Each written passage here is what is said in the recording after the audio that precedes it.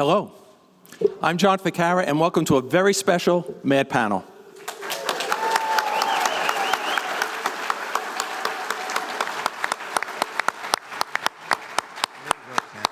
As always, we like to begin with a little patriotism. So I would ask that you all now rise and join us in singing America the Beautiful, 2017 edition. Okay, if I get on one knee. Ready? He's taking a knee over there. That's right. Oh, fake news spreading everywhere, distortions and deceits, for airlines dragging passengers and Trump's obnoxious tweets. America, America, Bill Cosby's not in jail. Alternate facts and Russian hacks, our government's for sale. Oh, healthcare's ever rising cost, enough to make you sick. Whole Foods was bought by Amazon, and Kanye's just a dick. America,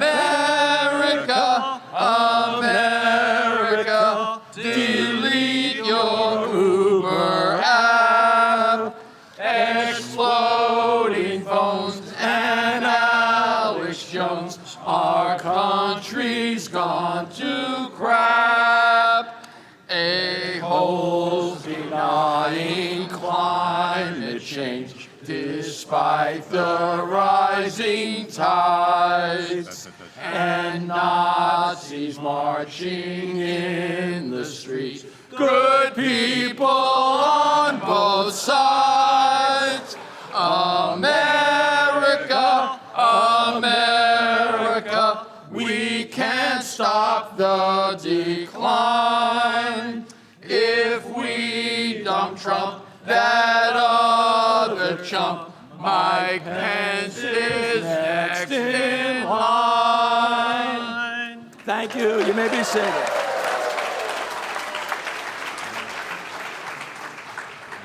hold on a second.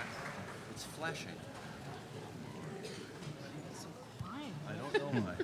That was very There we good. go. That was good, wasn't it? That was very good. You have a nice voice. Hey, Tech, why is it flashing on me?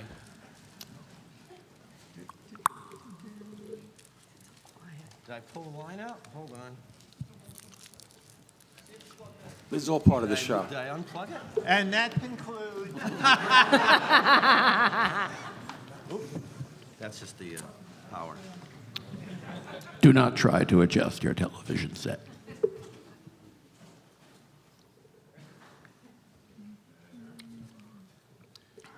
Let's do another verse. And Worse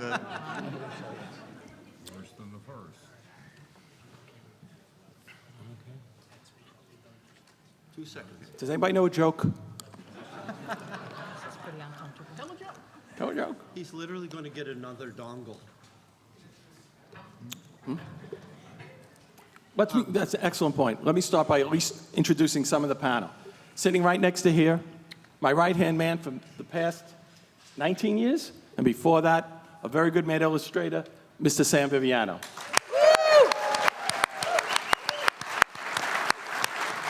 Two over, a man whom I owe my career, a longtime mad editor, and my dear friend, Mr. Nick Meglin. it was my first major mistake. But not your last. Next to him, Mad's maddest writer, and he has earned that reputation. He has been in every issue since Mad number 103. That's 445 consecutive issues. Mr. Dick DiBartolo. I might add that I've only been paid for 41 of those issues. Next to him, a man who, believe it or not, many of us just met for the first time today, despite the fact he has been with us since '94, believe it or not. I can't believe it, but he just came to New York for the first time. And he now holds the record for the most Mad covers done, beating out Norman Mingo, Mr. Mark Fredrickson.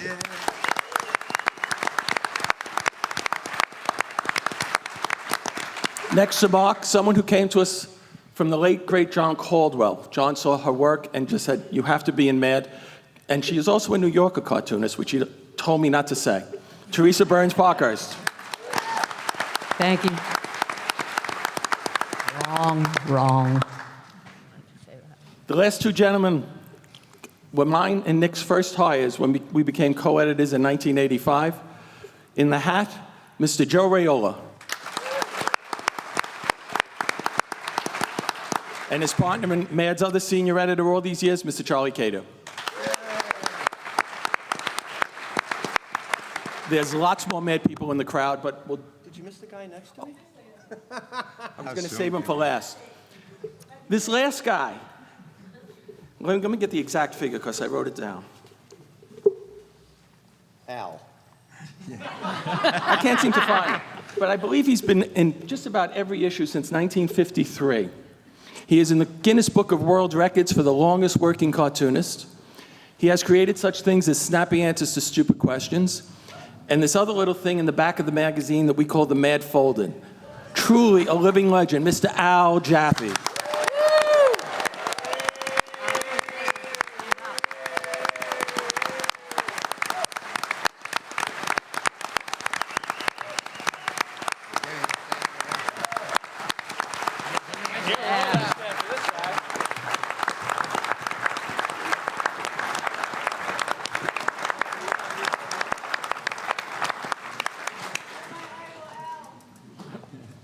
Are we good to go? We begin this year, I thought it'd be appropriate, with a brief history of Mad. Now,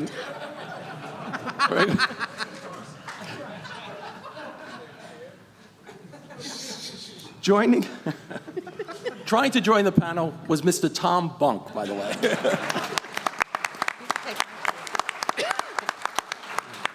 Now, Mad was started in 1952 as a 10-cent comic that spoofed other comics. Today, Mad is a wildly overpriced $5.99 humor magazine. This concludes the brief history of Mad. I have to thank Richard DiBartolo for that joke. He wrote it 25 years ago, and I have been stealing it every panel since. Now that we got that out of the way, let's move on to the real reason why many of you were here, to see us make fun of Trump. Now, Donald Trump has long been a target of Mad satire. Over the years, we've made fun of his hair, his multiple marriages, and the fact that he's pretty much a complete idiot.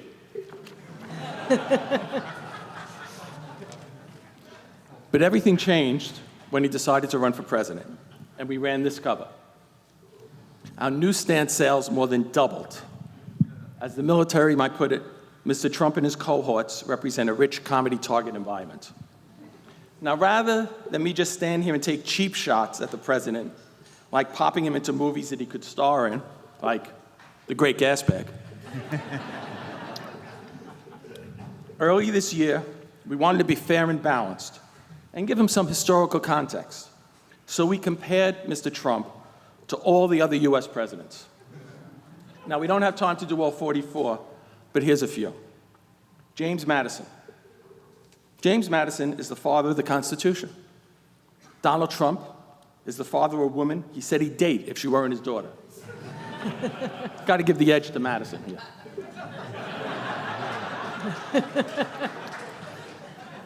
Millard Fillmore. Fillmore had no vice president. Trump has Mike Pence. You got it. Winner. Millard Fillmore. And lastly, Richard Nixon. Now, Nixon famously said, "I am not a crook." Donald Trump makes no such denial. Edge to Nixon. In our article, all 44, Trump-Nixon. Trump. Now, I know what you're thinking. Mad is being unfair. Trump's only been in office 10 months. We shouldn't be comparing him to presidents who have been in office 4 and 8 years. It's a fair point. So instead of comparing Donald Trump to former presidents, let's compare him to something else. Oh, I don't know. Maybe let's explore the startling similarities between Donald Trump and Burger King's new mac and Cheetos.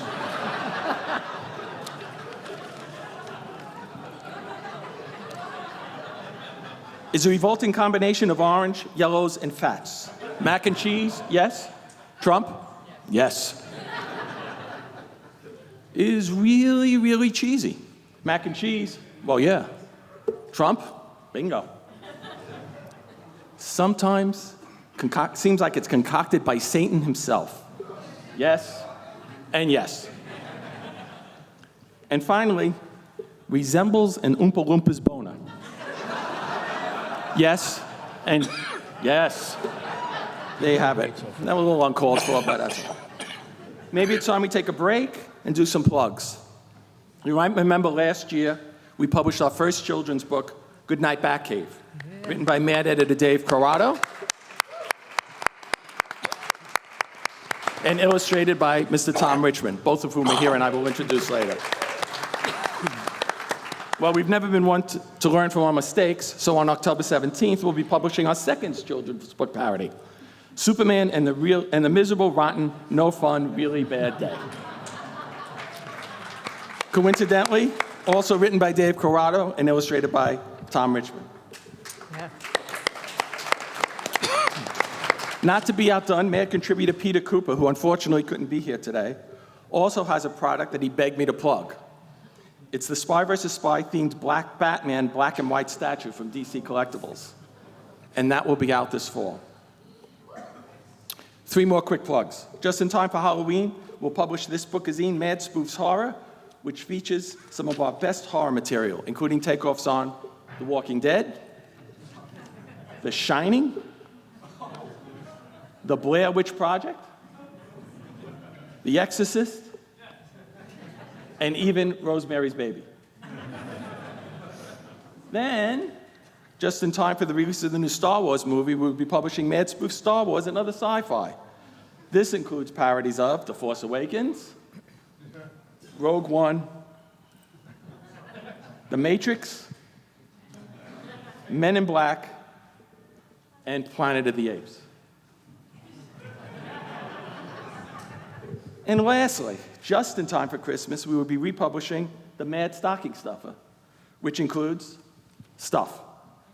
All 3 will be available at Barnes & Nobles and at newsstands wherever Mad is sold. They are not available wherever Mad is not sold. Enough with the plugs, back to Trump. It's now time to play Celebrities Without Their Makeup, Special Trump Edition.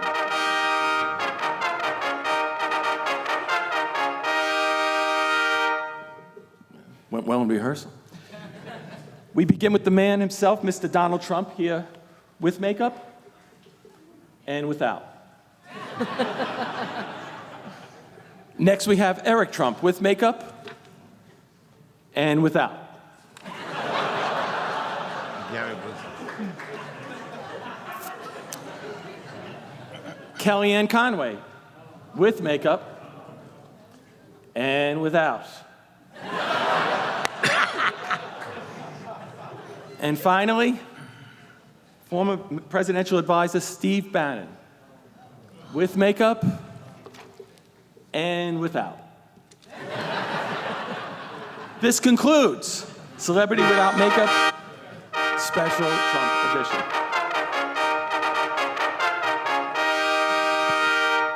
Now, speaking of Kellyanne Conway, not many people know this, but early this year, she launched her own line of perfume called Alternative Facts. For when you want, not a whiff of truth.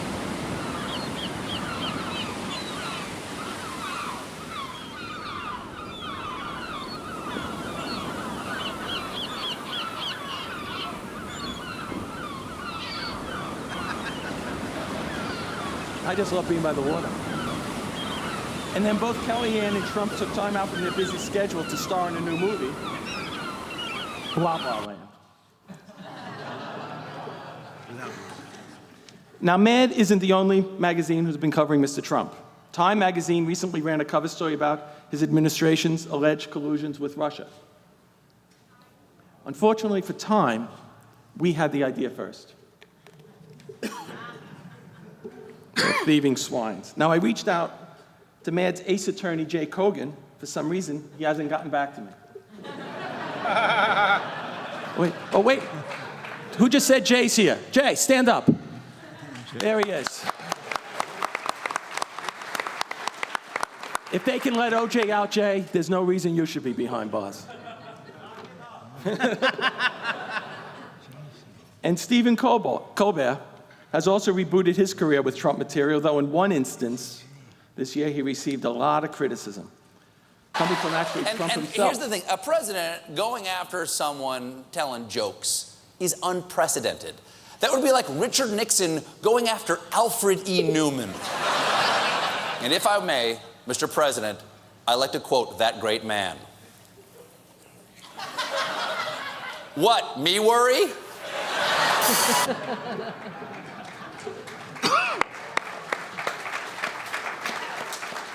This concludes our coverage of the presidency of Donald Trump.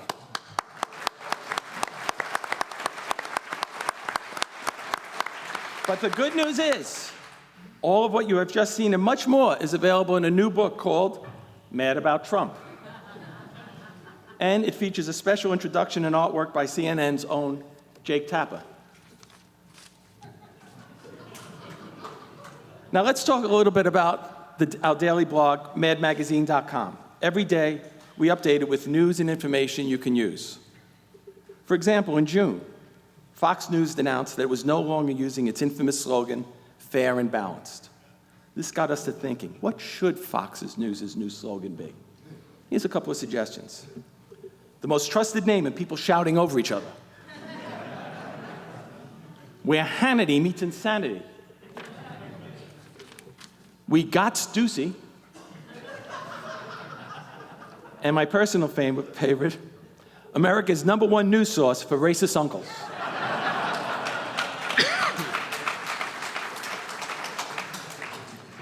Also in June, it was announced that the Queen of England is getting a 78% increase in salary. So we now present, why is the Queen of England getting a raise?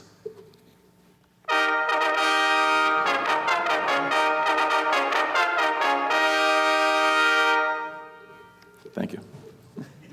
1, she's been putting off dredging the moat for years.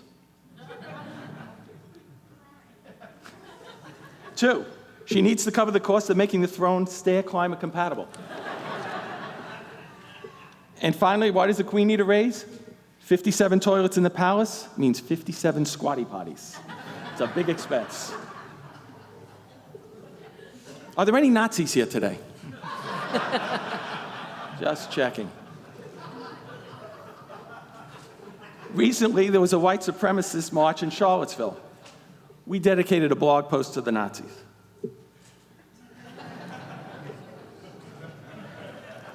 All right.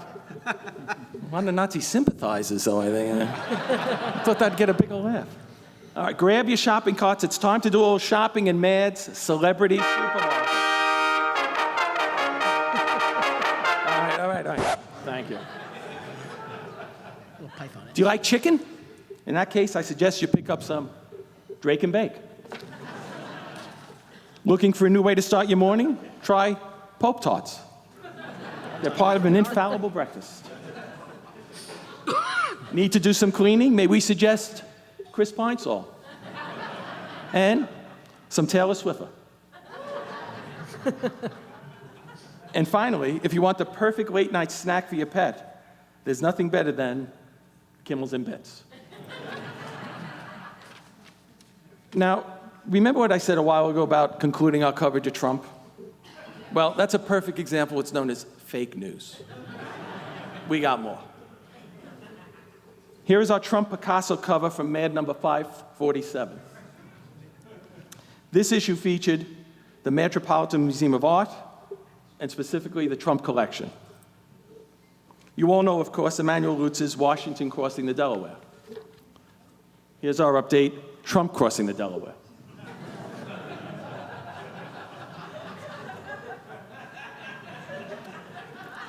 First, there was Thomas Gainsborough's Blue Boy, and now we have Sean Spicer as the Blue Spokesboy. Vermeer's girl with the pearl earring is now Ivanka Trump, girl with the really expensive line of pearl earrings. And lastly, here's Botticelli's Birth of Venus. And here we have Jared Kushner and the Birth of Treason.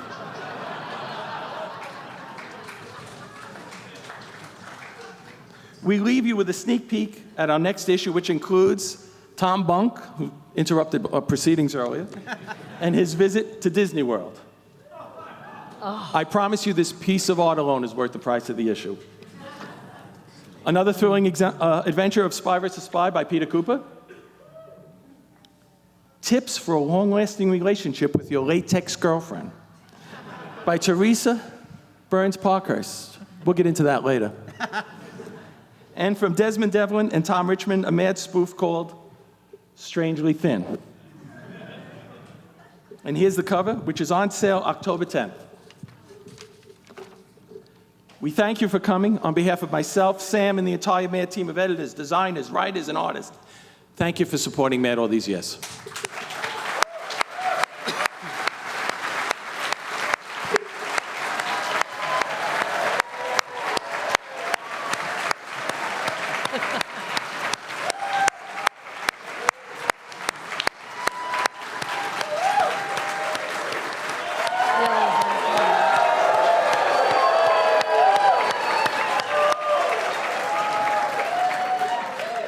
I am truly touched by that spontaneous outburst. Let me start by introducing some more of the MAD people who are here. We'll take some questions. We have swag, so if you want to start lining up, we will be giving swag to anybody who asks a question. And here we go. Sitting right here first is a longtime writer for MAD who became an editor, I guess, about 9 years ago, and is the author of yet another MAD book parody that will be out next year called Don't Let the Penguin Drive the Batmobile, Mr. Jacob Lambert. Nice. Next to him is MAD's design director, yes. And another longtime MAD favorite, Mr. Ryan Flanders. Also in the MAD art department for a very long time, Miss Patty Dwyer. A former MAD intern who is now one of MAD's terrific writers and who wrote, by the way, the celebrity supermarket piece, Mr. Matt Lassen. Next to Matt, another MAD editor who wrote, among other things with the rest of the staff, Trump versus the Cheetos, and today's blog post, Things You Don't Want to Overhear in the Men's Room Next to You, Mr. Dave Croato.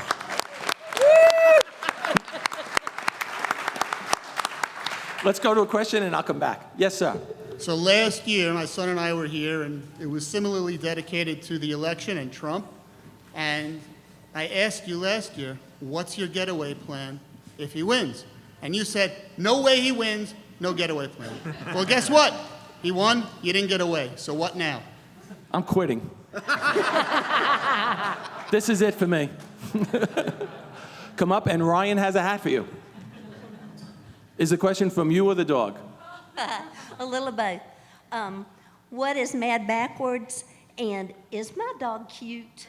That's got to be moronic. Sam, Dick, why don't you take that? You're a dog lover. I'm a dog lover. Your dog is cute. The question, she wants to know, what is MAD backwards, and is her dog cute? Your dog is cute, and the first part of the question was? What is MAD backwards? What is mad I backwards? think she wants us to say her dog is Damn damn hard cute. The damn dog? The dog's dying, I'm sorry. You just have to come up and get the hat. Give Hello. her half a hat. Hello. Are you guys getting frustrated in the point that as soon as you draw a comic, there's new news about Trump and you have to throw it away and start over again? Mr. Raiola. I wasn't expecting that. No, we don't ever get frustrated about stuff. We just cry. You know, As do we all. We spend a lot of time weeping these days and find humor in that. Come get a hat. It'll look good with your tails. Hi, thank You have a nice dog, by the way. I thank you very much for your funny magazine. When I was in summer camp, that's a galaxy far away, and years ago, we used to like my parents to bring up copies of Mad Magazine, and it made my stay in summer camp very well, very well. And also, is Dick Bartolo there? He's right here. And I saw your name on the match game. Those questions were absolutely breathtakingly funny on the match game. Thank you. The old match game with Gene Rayburn and Dick Dawson. Thank you. Thank you. Come get a hat. He doesn't want a hat. So I'm going to ask you a little bit of a harder question. With the Vegas incident and the shooter incidents that are hitting this country, I'm bringing this up because Marvel pulled the Punisher panel, and some of us fans have mixed emotions about that. How do you take a current issue like that and talk about it and be able to address it, or decide not to address it? That is a hard question. The morning of the shooting, when we got to work and we're working on the blog, it was still unfolding. So we chose not to do anything at all that day because we didn't know where this story was going to end up. The next day, we felt that we could go make some comment on it, and I don't know if you saw the blog, but we did Mad's all-inclusive, always timely newspaper shooting story. And it wasn't about the specific shooting in Vegas, it was about the fact that these things just keep happening and happening, and politicians parrot the same phrases over and over again. And it struck a note, because it's, I think, the best blog post in terms of sheer numbers that we've done all year. Mad's philosophy, which Nick always droned into me when I first started, is we never do victim humor. So you'll notice that even when Trump went down to Puerto Rico, we made fun of the fact that he's throwing paper towels at reporters, certainly not at the plight of the people in Puerto Rico. And that's one of the things that there are enough stupid people doing stupid things for Mad to kick on that we don't have to go after victims. And you get a hat. Let me hold you for a second. Let me just keep going on. Sitting next to Dave, another new writer, Miss Allison Grams.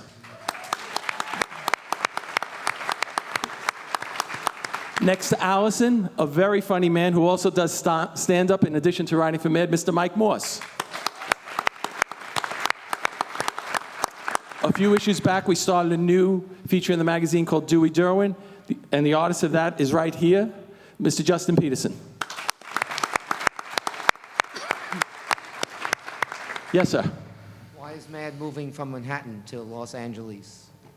That was a corporate decision. Mad is part of Warner Brothers, and Warner Brothers is all out in California. A couple of years ago, we were also part of DC Comics. They moved DC out, and they really just wanted all the company under one roof. So at the end of the year, Mad will be moving to LA. Come get a hat. Hello. So, I've come here the last 4 years to this panel, and I've asked the same question. You guys never noticed. So this year, I'm not going to ask a question about Mad. It's going to be a stupid question, right? Why do they call it Noel if there's an L in the word Noel? Charlie, you want to take that one? I don't know why we didn't hire this guy. I do a great Trump impression. I would be great for your magazine. No. Come get a hat anyway. You owe us the hat. No hat for you. Any plans on the board game re-release? Boy, board games are really popular now. I need something to do. I think we'll have to move that to the top of the list. Something we could do before we move to California. Believe me, I have tried. I have tried. I have had Jake Kogan look into this, and it's a rights issue, and we keep trying to reissue. He's talking about the Mad board game, which was a spoof on Monopoly, where you had to lose all your money to win. It's a fun game to play. And maybe before I'm dead, we'll get it done. But thanks for asking. Come on up and get a hat. Good afternoon. Good afternoon. First, I just wanted to say to all of you, because you can't list all the names, that all of you in this magazine have given me a lot of joy and a lot of things to think about for about 40 years.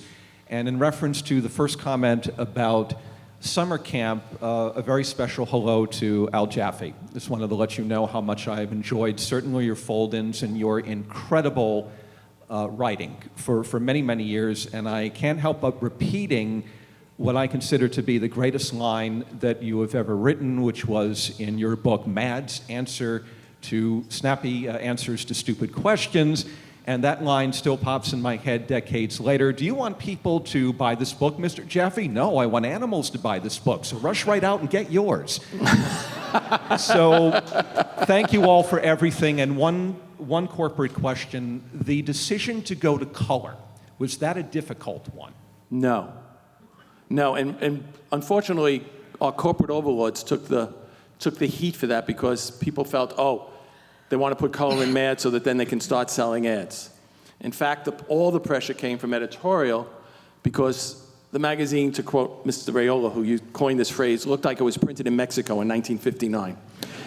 It was black and white, it was muddy, it was on cheap paper, and our artists would spend hours and hours drawing this beautiful artwork, and then when it came out in the magazine, it looked like crap. Plus, the rest of the world was kind of in color, and we were really starting to look out of touch. Right. So that's the absolute true reason why we went to color. Right. Thank you very much. Sure. Go on up and get a hat. Kind of short. Hold on. Well, ask a short question. I'm a school teacher. There are no short questions. Well, I'm a student, and I don't have the answers. I do teach school, though, and I teach 10-year-olds, and I want to know if you guys have any ideas on how I could use Mad in my classroom. Can you wipe the blackboard? Sam suggested you wipe the blackboard with it. That works for me. Wish I would have thought of that. Nick, you have any suggestions for using Mad in the classroom? I think 10 is a little, I think they're too old for Mad.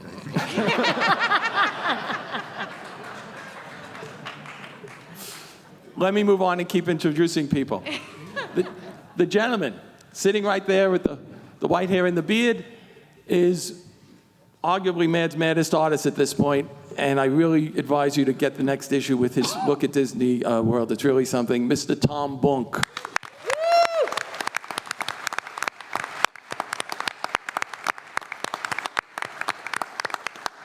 Next to Tom is an artist who first started working for Mad in 1984. He has been one of our go-to painters many times over the years. In fact, the Jared Kushner and The Birth of Treason was painted by this gentleman, Mr. James Warhola.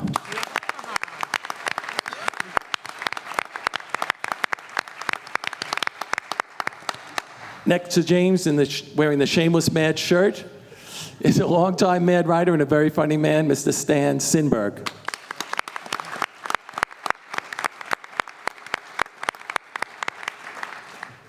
Yes? John, I have a math question for you.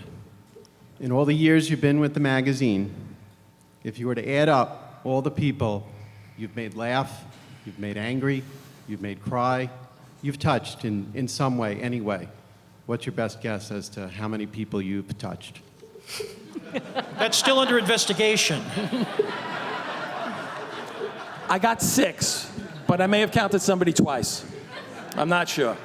Come on up and get a hat.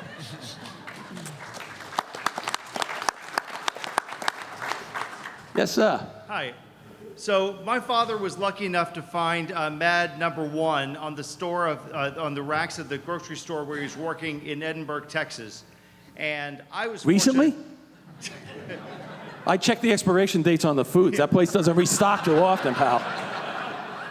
So he subscribed immediately, and I was fortunate enough when I was a teenager or younger to actually be able to read his collection. So first, thank you very much for the archives edition, because those things are crap now, falling apart.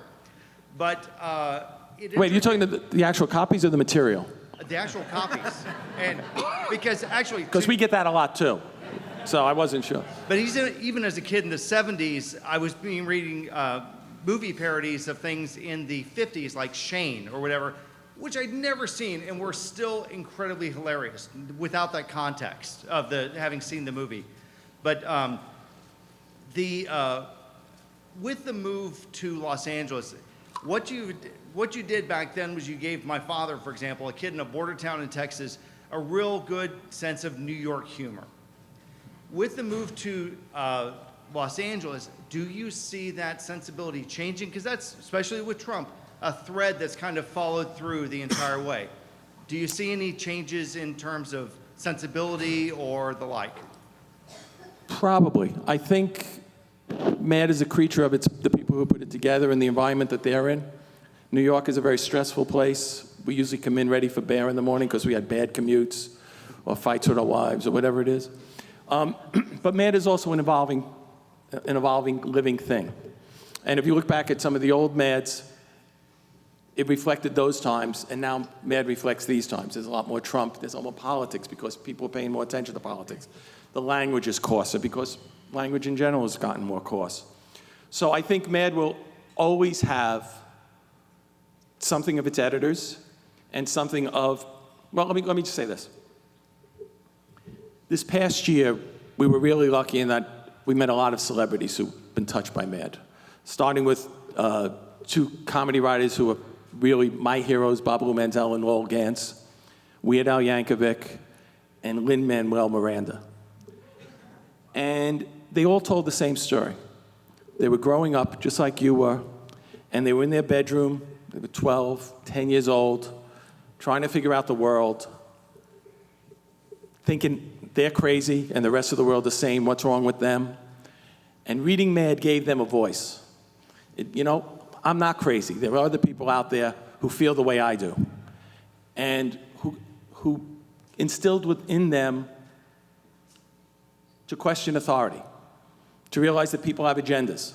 And most people, especially politicians, and frequently your parents and teachers, sorry, whoever that teacher was, are lying to you. And you got to learn to think for yourself if you're going to survive in this world. Whether MAD is in New York or it's in Los Angeles, I hope that continues to be MAD's mission. And I hope that the 10-year-old and 12-year-old Lin-Manuel, who is sitting in his bedroom now and will be the next Lin-Manuel, will get that out of MAD.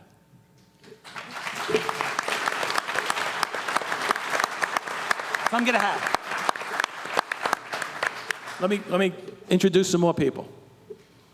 Sitting on the end, a former MAD intern who became an editor and now continues to write for the MAD, Mr. Jonathan Bresman.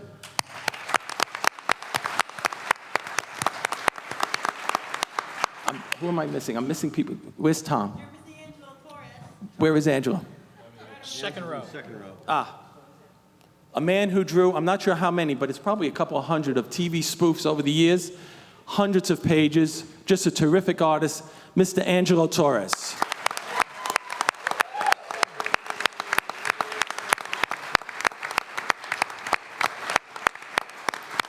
Next to Ange is a terrific artist who drew the Planet of the Apes spoof that we showed when we were plugging the bookazine, Mr. Ray Alba.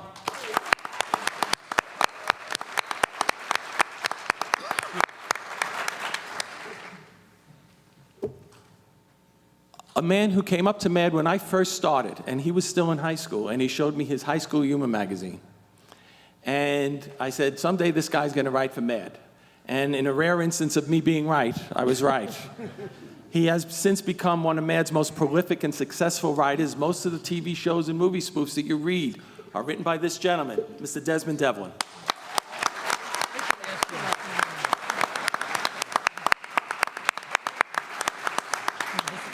And where's Nate?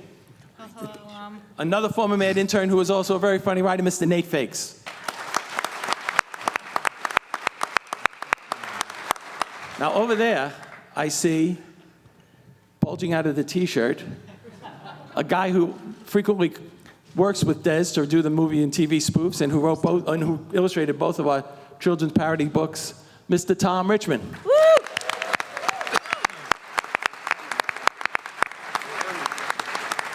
Oh, and sitting next to him, I couldn't see over there, the lighting's bad, I'm sorry, is an artist, and I'll tell you the highest compliment when other mad artists come into the mad offices, when his work first started appearing, said, "Who is that guy? I really want to meet him." He is an artist, Mr. Herman Mejia. Oh.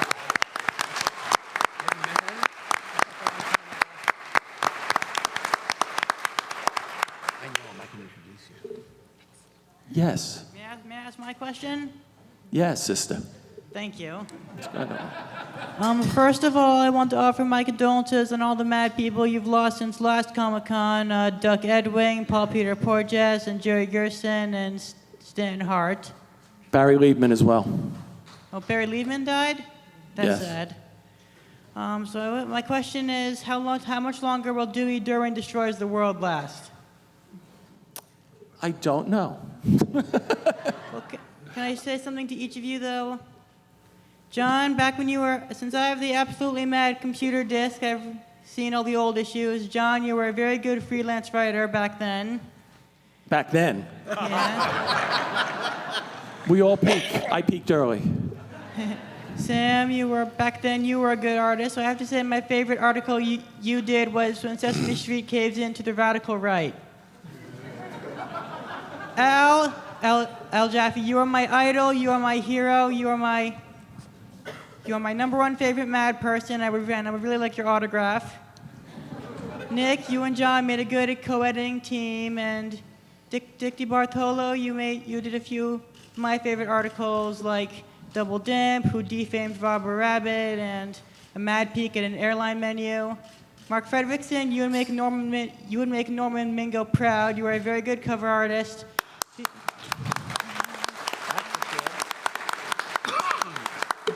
Teresa, I really like your work a lot. And finally, Charlie and Joe, you guys are a really good writing team, and I really enjoyed a lot of your pieces. Thank you. Wow.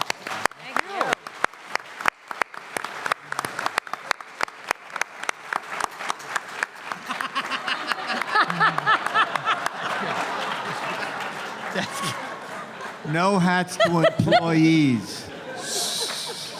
What was the question? That's good look.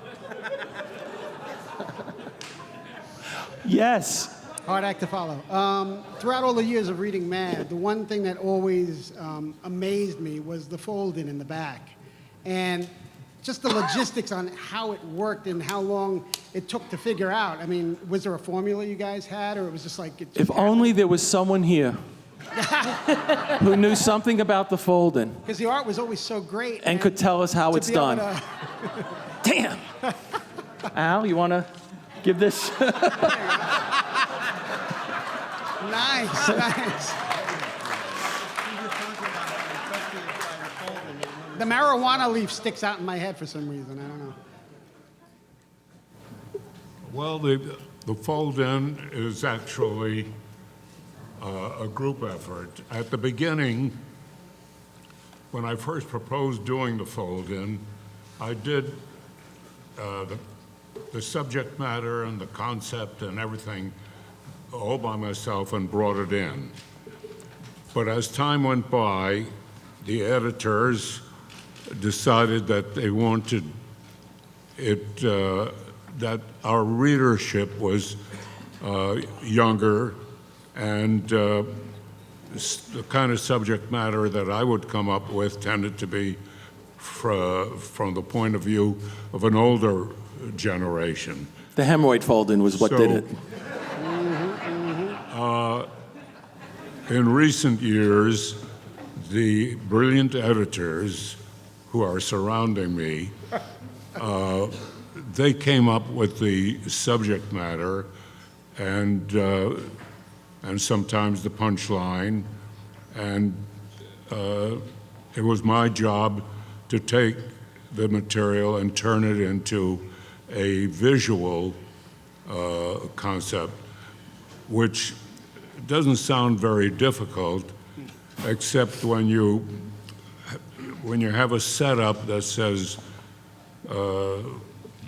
what kind of people are doing such and such, and then the answer is, Such. whatever. Then coming up with a visual representation of this that will fold, that takes me quite a bit of time.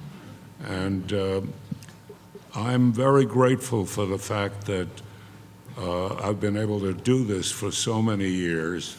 It's become more of almost a hobby rather than work, because I enjoy doing it as much as I hope the readers do, folding it before they throw it in the wastebasket.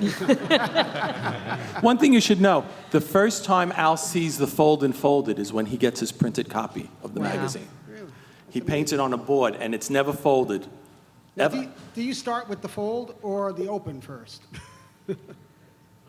Do I start with the fold? Do you figure out what the fold will be complete, and then do you open it up and then draw it out so that way you can get the fold into it, or, you know? Pretty much. Okay, that's what I thought. You have to come up with the answer and make sure that the answer is viable, and then you cut it apart and move the two halves apart. And of course, one has, and I have in my mind that there are a certain number of possible avenues I can take to get to fill in the middle, and there's quite a bit of thinking that goes into it. The final artwork is just artwork, but the concept is really the hardest part. Thank you very I much. think any of you could do it. I want to point out a couple things. First of all, very often, even though we've been working with Al on a particular fold-in for weeks or even months, very often he comes in with the artwork and we can't remember what the punchline is because it's so beautifully rendered. But the other thing is, Al talks about this hobby. It's a little hobby that has accommodated over 53 years now, fold-ins, close to 500. Every single one by Mr. Al Jaffe himself. And you mind if I give him a sense of... This man's 96 years old and he's still doing it.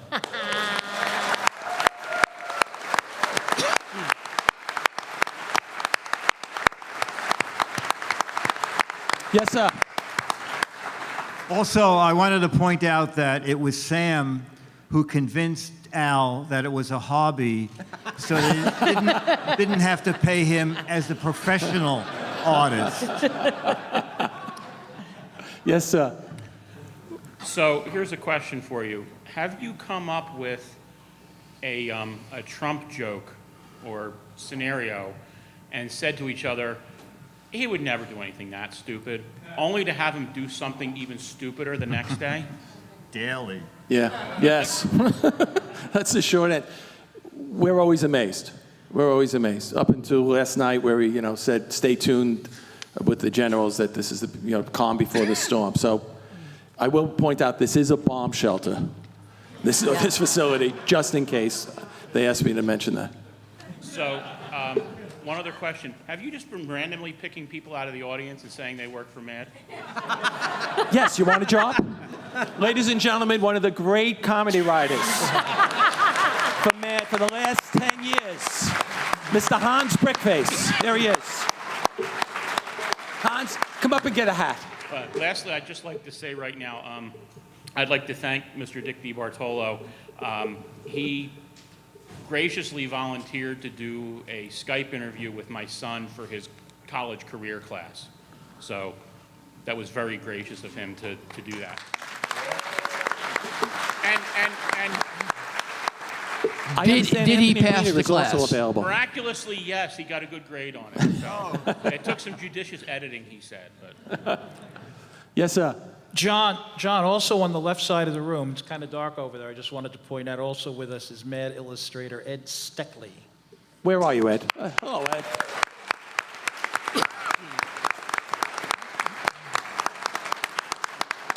Yes, sir, the man with the hat. Hi, how you doing? And thank you very much for many, many years of a lot of fun and a lot of laughs. Really stupid question. What's the origin of Alfred E. Newman and how did he become the face of MAD? Who would like to handle that? Let's see. Teresa? I'm sorry, I wasn't paying attention. Joe, give him the 3-second story. A 3 what? Do you know the 3? Do you know where Alfred came from, Teresa? It was in the manual. Of course I do. All right, we'll go with it then. There are many different, actually there's several different threads here. One of the more famous ones is that Alfred is out of Topeka, Kansas, where he was an advertisement for a dentist, a painless dentist. Said, "What me worry, painless dentistry." Painless romaine. And this was out of Topeka, Kansas. But there were earlier versions And of that. Harvey Kurtzman, Mad's first editor, liked the face, and he started having the artists draw throughout the magazine. He had many names: Mel Haney, Melvin Kosnowski, Alfred E. Newman. And then in Nick, what was it, 1956 is when you first ran him for president. Number 30. Thank you. Thanks, Sam. Named after Randy Newman's uncle, actually, and or is it Randy Newman's cousin? No. Uncle. His uncle, Alfred Newman, scored films in the 50s, and I guess the Mad Guys back then. And were we famous. added the E, which stands for Enigma. Come up and get a hat. Thank you. And thank you, Teresa. Walter White. Yes. Hello. I have a 17-year-old son who loves MAD. Maybe he wants to work for you guys one day. And he's looking at colleges right now. What are some of the alma maters that you guys have attended? Excluding prison training programs? Okay. Sam? University of Michigan. Al? Where did you went with Willie Elder and Harvey to what? To a high school? High School of Music and Art. Nick? Now it's called LaGuardia. Well, now it's LaGuardia. Nick, where did you? Will Elder and I were in the first class of the High School of Music and Art, and it's been going downhill ever since. Nick, where were you trained? Murray School of Satire, Bronx. Mr. Meglin? I did School of Visual Arts with Angelo Torres and Brooklyn College at night. There you go. Mark? University of Arizona. Is that the one online thing? Wow. Standout student for that. I thought the whole thing was a scam. Teresa? Don't go to college.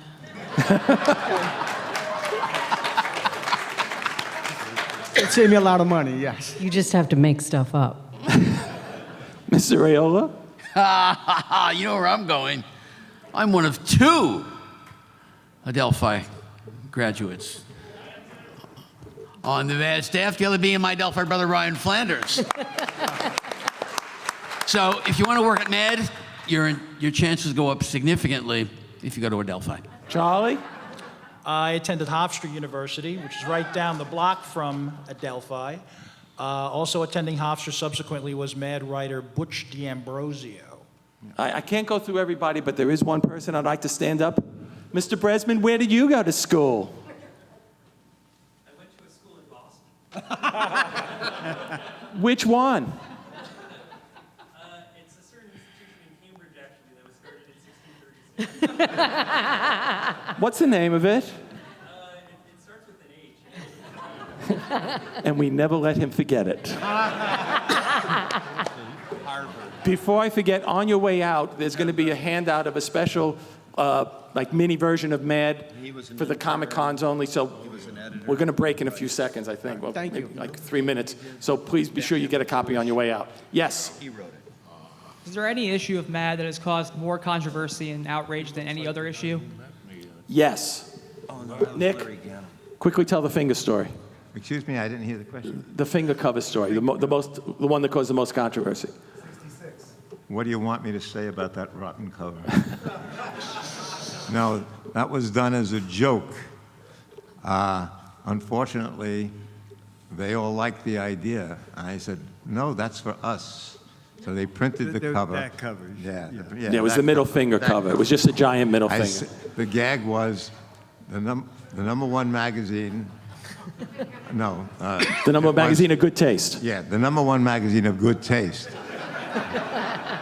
So I did it as a joke for the staff, and then they all liked it and fought for it, and they changed the caption and whatever.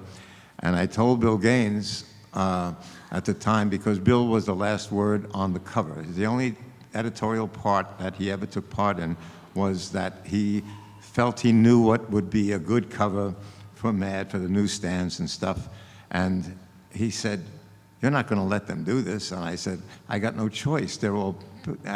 He says, "Should I do it?" I said, "Absolutely not. This is going to kill us." Well, we were both overruled. The cover went out. It was the worst selling issue in the history Well, of it Mad. wasn't distributed. That's why it wasn't bad. So much of the country was not distributed. It was done as a joke as opposed to the rest of the material. Exactly. Come get a hat. I think we have time for one or two more. Yes. Hi. Do you have any tips for some young up-and-coming illustrators and how to perfect their art and become at the professional level like you guys? Sam? Well, don't go to college. Teresa says don't go to college. Well, I was going to say, go to college and get a degree in hedge fund management, because it's tough out there. It's a lot different than when I started out a million years ago, and They require nowadays- talent now. That's true. Yeah. But I always say that, and this is in all honesty, if you got talent and you believe in yourself, you'll find your way. It's just a matter of keeping at it and being resistant to rejection, because it's going to come one way or the other. So good luck. Thank you. We could give you a hat that you can beg in. Yes. Quick question. Who would win in a fight, Sergio Aragonés or God? Sergio or God? Who would win in a fight? Oh, God. Anybody want this? Sergio's more charming. That's true, and God's Well, older, so you got to go with youth. I'd give it to Sergio. It was a trick question. Sergio is God. No hat for you. Yes. What's been Mad's biggest competition over the years? I think Biggest probably competition? Time magazine. I would say humor. And now it's the internet and video games. There's no question about it. Just competing for people's time and also making them actually have a product in their hand is pretty tough these days. That's why all of you should go home and subscribe today. And in literal terms, there's no competition out there anymore. No, we're number one in a field of one. Yeah. You, sir, are the last question. I live around the corner from Dez, and he has never learned to drive. Could somebody please teach him before you close up the New York offices? Because it's getting out of control all the time. What are you, from Uber? What is this? No, Is this a scam? What are you, trying to recruit people here? I'm really just a neighbor. I live around the corner from him, and I had to bring him back from his mom's party that she didn't even show up to in my trunk. Dez, should we give this guy a hat? There's never seen you before in your life, Al. You waited online an hour to say that? I've known Dez my entire life, and he refuses to learn to drive. He's 53 years old. I need him to learn. So someone, Self-driving cars. It may come around. Des knew. Thank you all for coming.